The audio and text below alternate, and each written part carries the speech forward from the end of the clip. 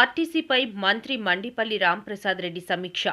7,514 మంది ఉద్యోగులకు ప్రమోషన్లు 20 ఫిబ్రవరిలోపు ఎంపానెల్ పూర్తి లక్ష్యం.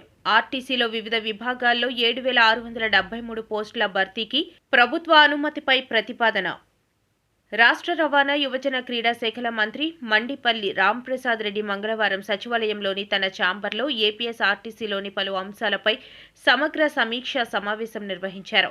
ఉద్యోగుల ప్రమోషన్లు, నియామకాలు, బకాయిల చెల్లింపులు, వైద్య కారణాలతో రిటైర్ అయిన ఉద్యోగుల సమస్యలు, కారుణ్య నియామకాలు, సీనియారిటీ జాబితాలు, కోర్టు కేసుల స్థితిగతులపై మంత్రి విస్తృతంగా చర్చించారు.